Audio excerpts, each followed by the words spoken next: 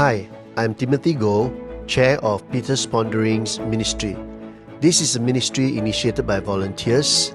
We hope to bring biblical and inspirational perspective on life. Our vision is to instill courage, provoke thinking, and extend God's love in our world.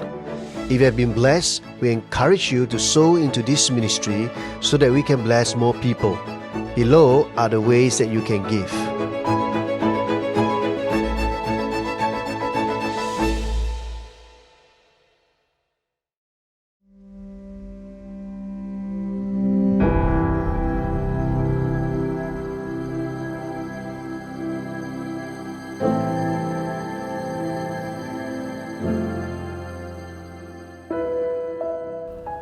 If our lives were meaningless, Jordan Peterson reasons, then we should pursue pleasure, follow your impulses, live for the moment, do what's expedient, lie, cheat, steal, deceive, manipulate, but don't get caught. In an ultimately meaningless universe, what possible difference could it make? The wisdom writer observes that random unpredictability in life renders human existence meaningless. Life becomes a gamble. Small wonder so many try their hand at games of chance.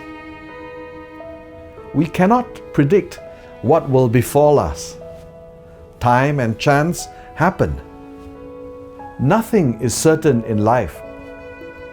Just like a bird or a fish happily going about life, only to get trapped and caught unexpectedly. They never saw their end coming. There are enough stories of tragedy interrupting carefully laid plans for a fulfilling future or an ideal family. Life is fragile and precarious. No one knows when his or her hour will come. How then can we derive meaning in life? Effort is futile. What we lose sleep over or sacrifice for turns out to be empty. There is no effective universal moral system that rewards good and punishes evil.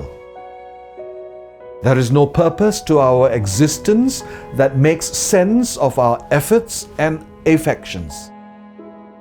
At the end of his search for meaning, the wisdom writer concludes that life remains a mystery.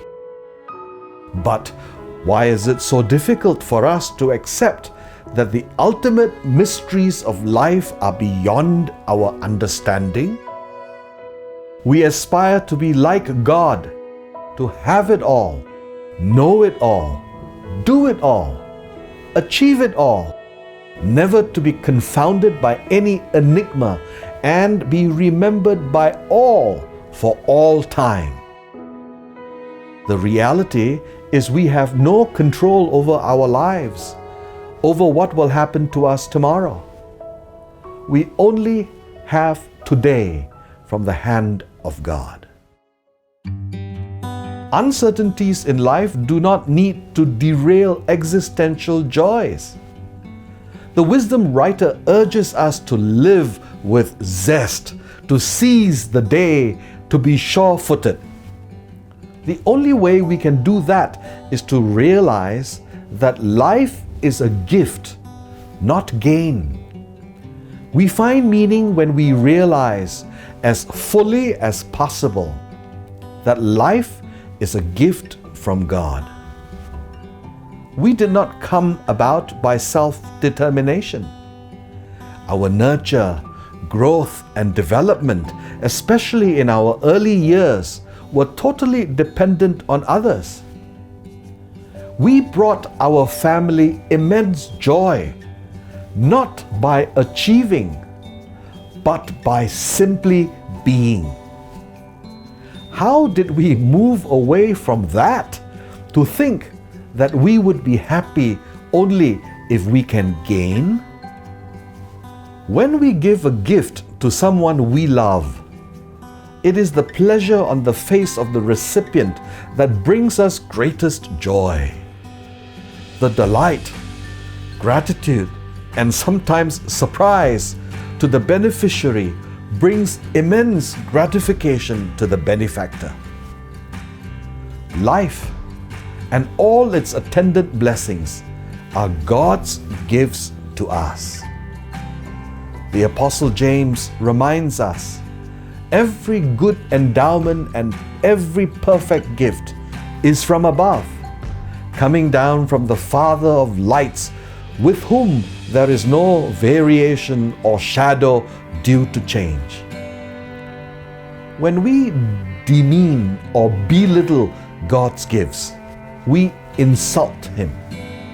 When we ignore His gifts, we give Him offense. But when we delight and appreciate His gifts, we bring joy to God's heart. God's gifts are expressions of His favor. The greatest gratitude we can express is the enjoyment of His gifts.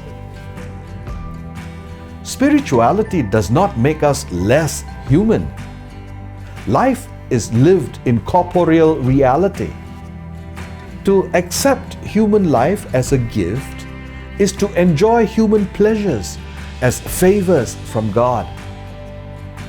The depth of human love expressed in creaturely ways. The purpose that work brings to life. The energy created by a new endeavor. The excitement learning and planning can generate. They all make us fulfilled as humans. In fact, God's gifts are so good, they make us long for heaven, where we will experience unparalleled joy that our earthly experiences can only suggest. We celebrate by eating and drinking now in anticipation of the ultimate feast then. Every meal here is a foretaste of the banquet yet to come. The big difference between pagan dissipation and spiritual jubilation is this: pagans eat and drink because there is nothing else better to do before we die. God lovers cherish eating and drinking because it looks a little like what we will do after we die. That sounds suspiciously like a meaningful existence.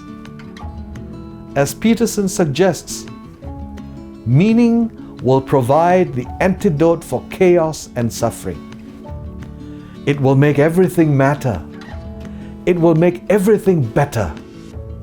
Meaning gratifies all impulses, now and forever. Peterson continues, meaning is when everything comes together in an ecstatic dance of single purpose. When that dance has become so intense that all the horrors of the past, all the terrible struggles endured by all of life and all of humanity to that moment becomes a necessary and worthwhile part of the increasingly successful attempt to build something truly mighty and good.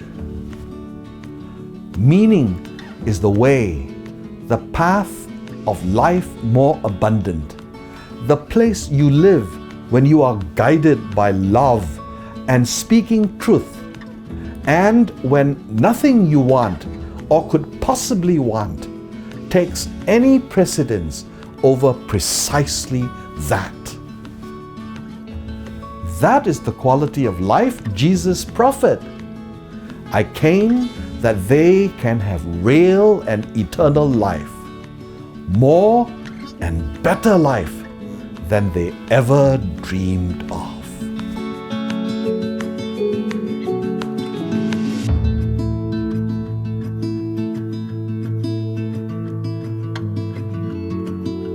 Thank you for watching this short video. We hope you have been blessed.